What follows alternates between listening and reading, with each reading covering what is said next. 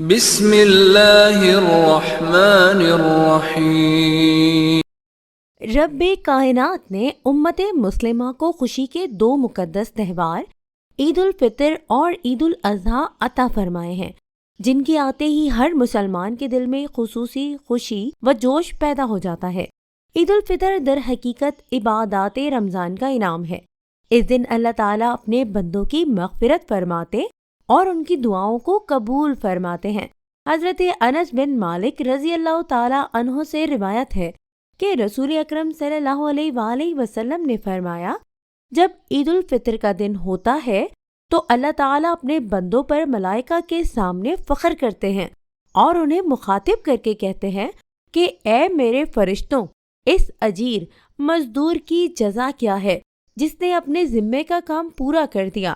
فرشتے عرض کرتے ہیں کہ اے ہمارے پروردگار، اس کی جزا یہ ہے کہ اس کی مزدوری اسے پوری دے دی جائے۔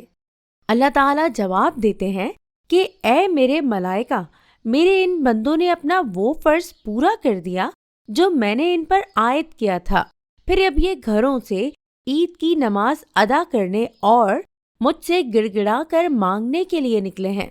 قسم ہے میری عزت اور میرے جلال کی، میرے کرم اور میری بلند شان کی اور میری بلند مقامی کی، میں ان کی دعائیں ضرور قبول کروں گا۔ پھر اللہ تعالیٰ اپنے بندوں کو مخاطب کر کے فرماتے ہیں، جاؤ میں نے تمہیں معاف کر دیا اور تمہاری برائیوں کو بھلائیوں سے بدل دیا۔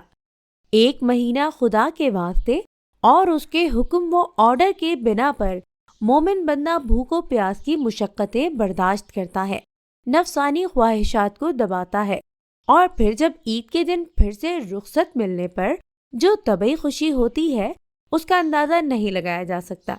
حضرت صلی اللہ علیہ وآلہ وسلم نے پہلی نماز عید عید الفطر سن 2 ہجری میں ادا کی، پھر اسے کبھی ترک نہیں فرمایا، لہٰذا یہ نماز واجب کے درجے میں ہے۔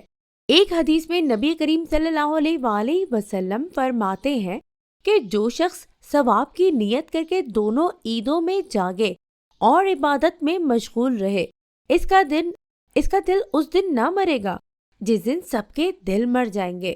ایک اور روایت میں ہے کہ جب عید الفطر کی رات ہوتی ہے تو اس کا نام آسمانوں پر لیلۃ الجائزہ، انعام کی رات سے لیا جاتا ہے۔ عید الفطر رمضان گزارنے کے بعد رکھی گئی کہ میرے بندے پورا مہینہ عبادت میں مشغول رہے، پورے مہینے انہوں نے میری خاطر کھانا پینا چھوڑے رکھا، نفسانی خواہشات کو چھوڑے رکھا اور پورا مہینہ عبادت کے اندر گزارا۔ اس کی خوشی اور انعام میں یہ عید الفطر عطا فرمائی۔ آپ صلی اللہ علیہ وآلہ وسلم نے فرمایا، ہر قوم کے لیے عید ہوتی ہے اور یہ ہماری عید ہے۔ بخاری۔ عید کا دن یقیناً خوشی کا دن ہے، سارے ایمان والے خوش ہیں، مگر یہ خوشی نئے کپڑوں کی وجہ سے نہیں، عمدہ اور لذیذ کھانے کی وجہ سے نہیں، کسی کھیل اور تماشے کی وجہ سے نہیں، بلکہ وہ اس لیے خوش ہیں کہ آج ان کا رب ان سے راضی ہے۔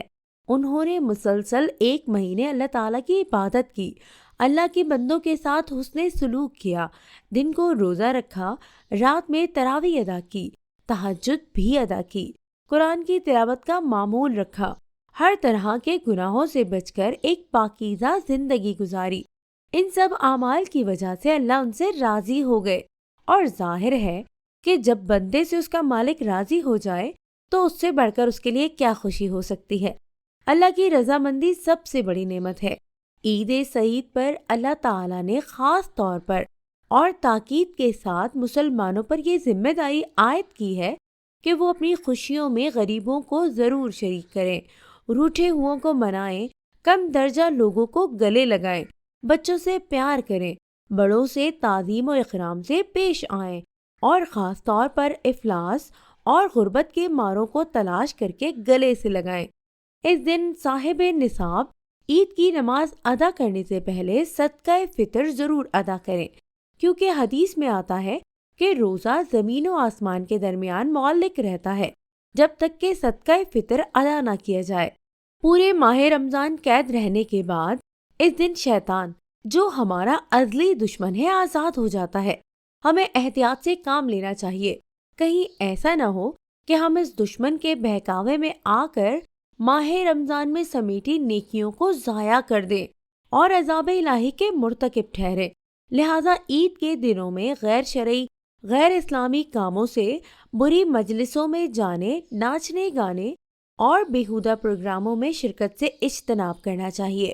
خوش نصیب ہیں وہ لوگ جنہوں نے اس ماہ مبارک کی برکتوں، رحمتوں کو سمیٹا، گناہوں کو بخشوایا، قیام اللیل کیا، دن کو روزے رکھے، سب سے قطع تعلق ہو کر اللہ تعالیٰ سے تعلق کو مضبوط کیا، صبر و ایثار کو اپنایا، مساجد کو آباد کیا، قرآن مجید کو سنا اور سنایا، اپنی زندگیاں، شب و روز، معمولات، کاروبار، گھر بار کو اسلام کے مطابق ڈھالنے کا عہد کیا۔